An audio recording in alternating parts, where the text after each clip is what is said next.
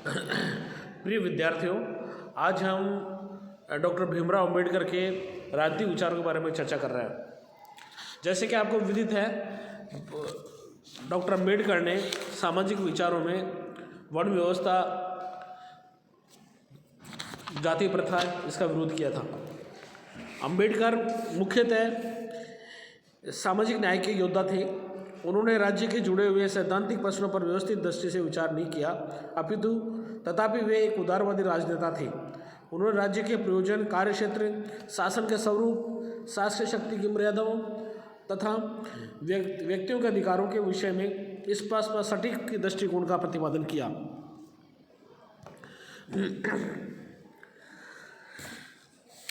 उनके राजनीतिक विचारों में पहला है राज्य का स्वरूप। राज्य का स्वरूप क्या होना चाहिए? अंबेडकर ने राज्य का अस्तित्व के प्रयोजन, राज्य के अस्तित्व के प्रयोजन और औचित्य पर उदारवादी दृष्टि से विचार किया। वे राज्य को एक अनिवार्य और उपयोगी संस्था मानते थे, किंतु उनकी ये मान्यता थी कि राज्य की सत्ता को असीमित, अमर्यादित नहीं माना जा सकता है। वे सामाजिक शक्ति तथा व्यक्ति के व्यक्तित्व पर राज्य की निरंकुश शक्ति का नियंत्रण स्थापित नहीं करना चाहते थे, किंतु वे एक संगठित व्यवस्था तथा एक न्यायनिष्ठ सामाजिक प्रणाली के निर्वाह में राज्य की सकारात्मक भूमिका के महत्व को स्वीकार करते थे। उनका मत था कि राज्य का प्राथमिक दायित्व व्यक्तियों को सुरक्षा प्रदान करना, अर्थात व्यक्तियों की रक्षा करना, ऐसी व्यवस्था का निर्माण करना जिसमें सभी व्यक्ति स्वतंत्रता के वरदानों का लाभ उठा सके। अंबेडकर राज्य से अपेक्षा करते थे कि वे व्यक्ति के अधिकारों के क्षेत्र में यथासंभव अतिक्रमण न करते हुए यह सुनिश्चित करें कि समाज में समता, स्वतंत्रता और भ्रातृत्व के आदर्श प्रतिष्ठित हो सके। इसी कारण अंबेडकर उदारवादी होते हुए भी राज्य के हस्तक्षेपवादी स्वरूप के पक्षधर नहीं थे। उनका मत है कि राज्य की सामाजिक और आर्थिक क्षेत्र में सुधार के लिए अपनी शक्ति का सार्थक उपयोग करना चाहिए। अंबेडकर का मत है कि राज्य जनता के जीवन, संपत्ति व गरिमा की रक्षा के दायित्वों की पूर्ति के अतिरिक्त सामाजिक आर्थिक क्षेत्रों में समाज के सभी वर्गों के न्याय संबंधाओं को समुचित रीति से सुनिश्चित करके ही अपने अस्तित्व का औचित्य सिद्ध करता है तथा इन्हीं आधारों पर वह नागरिकों की सहज अंगीकारता को अर्जित करता है। अंबेडकर राज्य से अपेक्षा करते थे कि व्यक्ति के अधिकारों के क्षेत्र में यथासंभव अतिक्रमण न करते हुए यह सुनिश्चित करे कि समाज में समानता स्थापित हो, स्वतंत्रता स्थापित हो और भ्रातृत्व के जो आदर्श के जो भाव है वो प्रतिष्ठापित हो सके। इसी प्रकार अंबेडकर उदारवादी होते हुए भी राज्य के हस्तक्षेपवादी स्वरूप की पक्षधर नहीं है। उनका मत है कि राज्य को सामाजिक आर्थिक क्षेत्र में सुधार के लिए अपनी शक्ति का सार्थक उपयोग करना चाहिए। अंबेडकर का मत है कि राज्य जनता के जीवन, संपत्ति और गरिमा की रक्षा के दायित्वों की पूर्ति के अतिरिक्त सामाजिक आर्थिक क्षेत्र में समाज के सभी वर्गों को न्याय संबंधाओं को समुचित रीति से सुनिश्चित करके ही अपने अस्तित्व का औचित्य सिद्ध करता है और इसी आधार पर आज्ञाकारिता का भाव अर्जित करता है। तो इस तरह से ये राज्य का स्वरूप था। शासन का स्वरूप और शासकीय शक्ति की मर्यादाएं। अंबेडकर ने सामान्यतः शासन की संसदीय पद्धति को उपयुक्त माना। उनके अनुसार शासन की वह पद्धति उपयुक्त है जिसमें कार्यपालिका स्वयं को इतना सक्षम तो अनुभव करे कि वे अपने कार्यक्रमों व नीतियों का बिना गतिरोध के क्रियान्वित कर सके, किंतु साथ ही शासन प्रणाली में ऐसी संस्थागत और प्रक्रियागत व्यवस्थाएं हो कि कार्यपालिका अपनी शक्ति का दुरुपयोग नहीं कर सके। इस दृष्टि से वे शासन की प्रणाली में अवरोध व संतुलन सिद्धांत को सुनिश्चित करने पर बल देते हैं। उनका मत था कि शासन की ऐसी प्रणाली अपनाई जानी चाहिए जो शक्तियों के विभाजन पर आधारित हो और जिसमें कार्यपालिका, व्यवस्थापिका और न्यायपालिका की शक्तियों का एक जगह केंद्रीकृत न होकर के विकेंद्रीकरण होना चाहिए। वे शासन प्रणाली में व्यक्तियों के कार्यपालिका की निरंकुशता से ही मुक्त नहीं रखना चाहते थे, अपितु यह भी अपेक्षा करते थे कि बहुमत अल्पसंख्यक वर्ग अपनी निरंकुश इच्छाएं आरोपित नहीं कर सके। एक उपयुक्त शासन प्रणाली के संबंध में अपने दृष्टिकोण के सार का अम्बेडकर ने निम्नलिखित रूप से सूत्रबद्ध किया।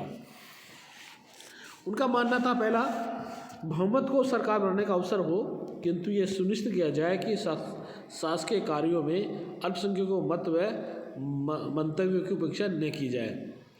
प्रशासन पर केवल बहुमत का संपूर्ण नियंत्रण नहीं हो तथा ऐसे उपाय किए जाएं कि बहुमत द्वारा अल्पमत पर अपनी निरंकुश इच्छाएं थोपी नहीं जा सकी। बहुमत के आधार पर कार्यपालिका गठन करने वाले दल पर यह प्रतिबंध भी हो कि वह अल्पसंख्यकों ऐसे प्रतिनिधियों को कार्यपालिका में सम्मिलित न करें जिन्हें अल्पसंख्यकों का विश्वास प्राप्त न हो। कार्यपालिका की स्थिरता को सुनिश्चित किया जाए ताकि प्रशासन को अच्छी रीति और दक्षता के साथ चलाया जा सके। कार्यपालिका अपने अधिकारों के क्षेत्र का अतिक्रमण न कर सके, इस दृष्टि से उस पर यह प्रतिबंध हो कि वह विधायिका द्वारा दिए गए निर्देशों तथा पारित विधि के अनुरूप ही अपनी शक्ति का उपयोग कर सके। कार्यपालिका व विधायिका दोनों ही अपने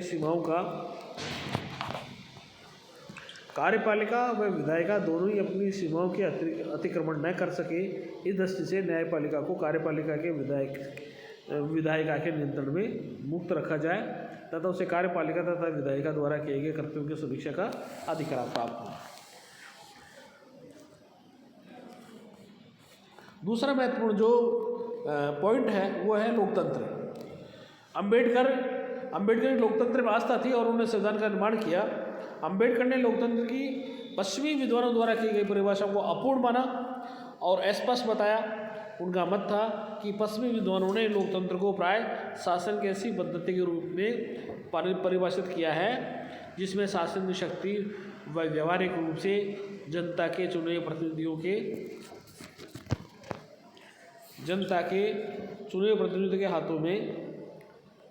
हाथों में तथा सैद्धांतिक दृष्टि से जनता में निहित मानी जाती है। अम्बेडकर का मत था कि लोकतंत्र का मर्म केवल शासन के निकायों पर जनता के प्रतिनिधियों के नियंत्रण में निहित नहीं है। उनके अनुसार वास्तविक लोकतंत्र वह है जहाँ शासन शक्ति में जनता के सभी वर्गों की भागीदारी को सुनिश्चित किया जा सके। इस प्रकार उनके मत में सामाजिक लोकतंत्र राजनीतिक लोकतंत्र की पूर्व शर्त है। और उनका मानना यह था कि सामाजिक लोकतंत्र पहले आए भारत में और उसके बाद में राजनीतिक लोकतंत्र आए। अम्बेडकर का मत था कि लोकतंत्र का मर्म केवल शासन के निकायों पर जनता के प्रतिनिधियों के नियंत्रण में निहित नहीं है। उनके अनुसार वास्तविक लोकतंत्र वह है जहाँ शासन शक्ति में जनता के सभी वर्गों की भागीदारी सुनिश्चित की जा सके। उन्होंने लोकतंत्र को परिभाषित करते हुए कहा कि वह शासन की ऐसी पद्धति है जिसके द्वारा लोगों के सामाजिक आर्थिक जीवन में बिना रक्तचाप के अधिकारों में परिवर्तन लाया जा सके। अम्बेडकर के अनुसार लोकतांत्रिक शासन पद्धति में दो तथ्यों का समावेश अनिवार्य है। अम्बेडकर के अनुसार लोकतांत्रिक शासन पद्धति में दो तथ्यों का समावेश अनिवार्य है। प्रथम, विधि का शासन तथा द्वितीय, सामाजिक और आर्थिक परिवर्तनों के प्रति आस्था, ताकि सामुदायिक जीवन को सामाजिक आर्थिक न्याय के आदर्शों के अनुकूल बनाया जा सके।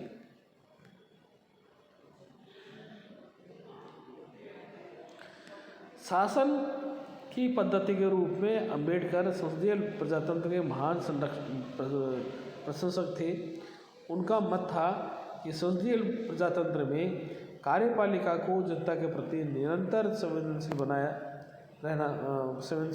रहना होता है, क्योंकि इस पद्धति में रीति निर्णय वाद विवाद खुली चर्चा पर आधारित होते हैं। संसदीय लोकतंत्र पर समर्थन करते हुए अम्बेडकर ने जनता में ब्रिटेन की संसदीय प्रजातंत्र प्रणाली को बिल्कुल सही रूप में अपनाए जाने का समर्थन नहीं किया। उनका मत था कि शासन प्रणाली की समीक्षा की जानी चाहिए, जिनके तहत संसदीय प्रजातंत्र पश्चिम यूरोप के देशों में सफल नहीं हो सका है।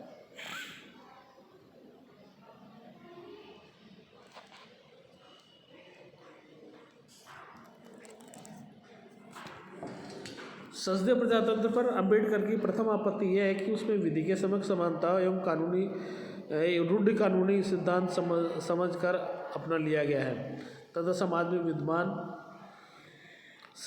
विद्यमान सामाजिक आर्थिक विषमताओं की अपेक्षा की गई है। उनका मत है कि विधि के समक्ष समानता का सिद्धांत लोकतांत्रिक जीवन का आदर्श तभी माना जा सकता है जबकि सामाजिक और आर्थिक विषमताओं का उन्मूलन कर दिया जाए।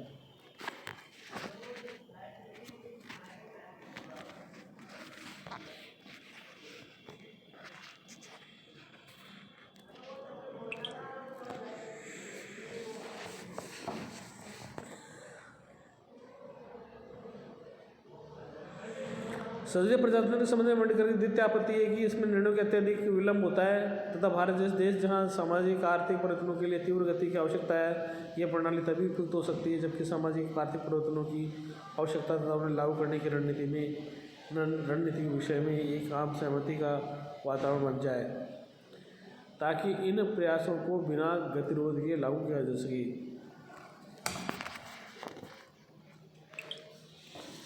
अम्बेडकर ने भारत में संसदीय प्रजातंत्र को बनाए जाने से पूर्व ऐसे संवैधानिक प्रावधानों की आवश्यकता अनुभव की जो सामाजिक आर्थिक परिवर्तनों के लिए शासन को वचनबद्ध बनाए और सामाजिक और आर्थिक प्रजातंत्र की प्रार्थना के प्रति शासन का समर्पण संसद में बहुमत प्राप्त करने वाले दल की संविधान पर निर्भर न रहे। संविधान की प्रस्तावना में सामाजिक आर्थिक राजनीतिक न्याय को सुनिश्चित करने के संकल्प की अभिव्यक्ति तथा राज्य के नीति तत्वों के माध्यम से एक समतामय और शोषण मुक्त समाज की स्थापना के लिए राज्य के दायित्वों को घोषणाएं सार्वजनिक संसदीय लोकतंत्र और वे सुधारवाद स्वरूप प्रति अम्बेडकर के आग्रह को प्रतिध्वनित करते हैं। लोकतंत्र की समर्थता के लिए आवश्यक शर्तें।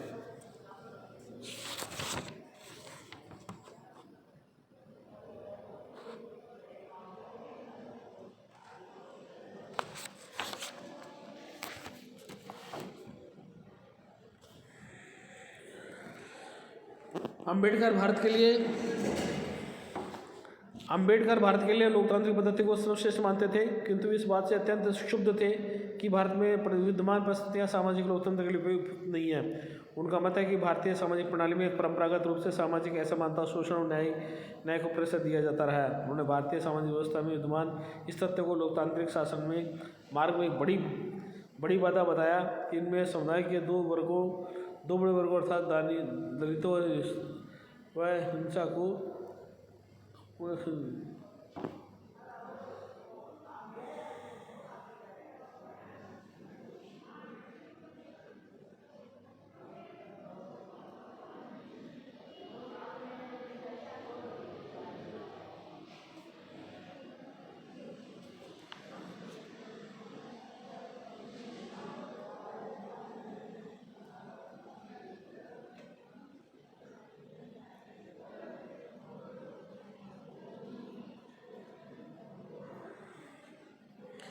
अम्बेडकर ने भारतीय समाज में विद्यमान जाति प्रथा को लोकतंत्र के मार्ग में एक बड़ी बाधा बताया। उन्होंने कहा कि जाति प्रथा के कारण भारत में समाज में असमानता व संस्था का समर्थन प्राप्त हो गया और राजनीतिक संस्थाओं से परे सामाजिक जीवन में कुछ व्यक्तियों के शासक व कुछ को शासित का दर्जा प्राप्त हो गया। उन्होंने भारत में विद्यमान व्यक्ति पूजा की प्रवृत्ति को भी लोकतांत्रिक दृष्टिकोण के विकास में बाधक बताया।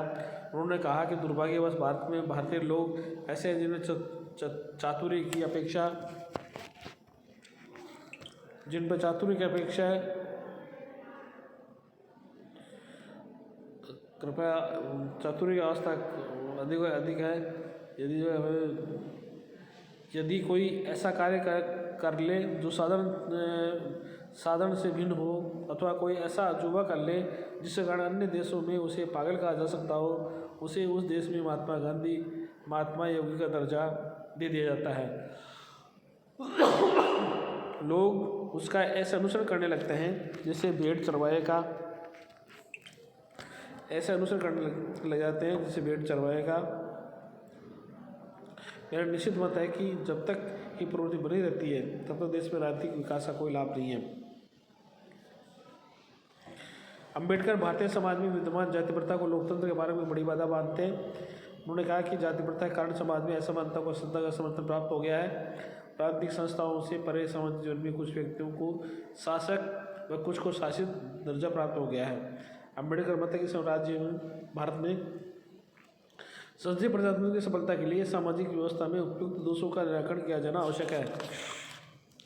सामाजिक लोकतंत्र की स्थापना, दूसरा बहुदलीय प्रणाली और सक्षम विपक्ष, तीसरा प्रशासन की राजनीतिक तटस्थता, चौथा लोक बहुमत की निरंकुशता पर मर्यादाएं, पांचवा संवैधानिक नैतिकता का समर्थन और छठा है जनमत की जागरूकता।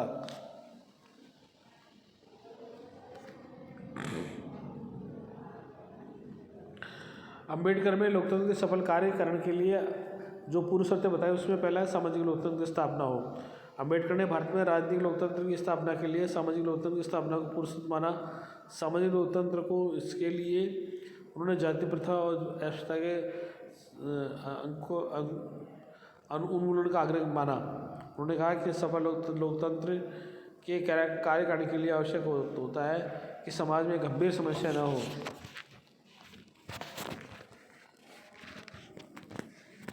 समाज में गंभीर समस्या न हो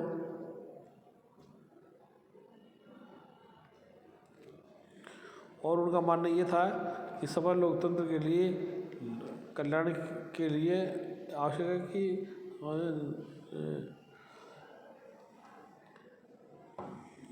तो इस प्रकार से सामाजिक लोकतंत्र की स्थापना यानी कि भारत में लोकतंत्र सफलता के लिए पहली शर्त है। दूसरी बहुदलीय प्रणाली और सक्षम विपक्ष। अंबेडकर ने बहुदलीय व्यवस्था को लोकतंत्र के लिए आवश्यक माना। उन्होंने कहा कि जब तक जनता के हाथों में एक दल को सत्ता में हटाकर दूसरे दल को सत्ता सौंप देने का विकल्प न हो तब तक लोकतंत्र का कोई अर्थ नहीं है। इस दृष्टि से उन्होंने बहुदलीय प्रणाली को लोकतंत्र की सफलता के लिए आवश्यक माना। और तीसरा पॉइंट है इनका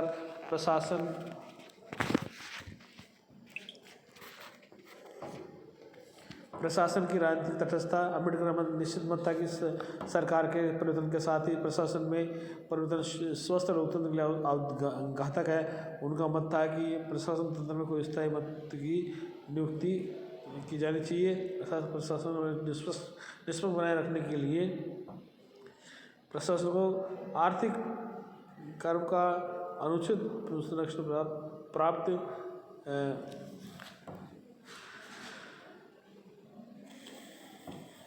प्रशासनिक कार्मिक वर्ग का समुचित संरक्षण तथा सेवा सुरक्षा के प्रति आश्वस्त किया जाना चाहिए। उनका मत है कि सिविल सेवा को सरकार की स्थायी प्रशासनिक शाखा बनाया जाना चाहिए। बहुमत की निरंकुशता पर मर्यादा है। अंबेडकर का मत था कि लोकतंत्र के सफल संचालन के लिए जरूरी है कि बहुमत की निरंकुशता पर मर्यादा स्थापित की जाए। वह लोग आत्ममत को चल ना सके। प्रशासन में ऐसी प्रक्रिया और परंपराओं को अपनाए जाना चाहिए जिससे जनता की अनुकूल सभ्यता के प्रति अनुकूल। नेक्स्ट है संवैधानिक नैतिकता का पालन। अंबेडकर का मत है कि देश का शासन केवल संविधान की घोषणाओं में से आदर्श स्वरूप प्रदान करना चाहिए। लोकतांत्रिक प्रणाली को सभी अनुसूचित किया जा सकता है, जबकि राजनीतिक दल और शासकीय व्यक्तियों को समुचित संचालित करने वाले व्यक्ति संवैधानिक नैतिकता के प्रति पूरी तरह से समर्पित हो। जनता की जागरूकता। अंबेडकर का मत है कि जब जागरूक जनता ही लोकतंत्र की सफलता का सर्वाधिक विश्वसनीय आधार होता है। उनका मत है कि जब तक जनता अपने अधिकारों व कर्तव्यों के प्रति आश्वस्त रूप से जागरूक नहीं होगी तब तक लोकतांत्रिक शासन के लिए आवश्यक परिस्थितियाँ निर्मित नहीं हो सकती है। और इसी के साथ में धन्यवाद।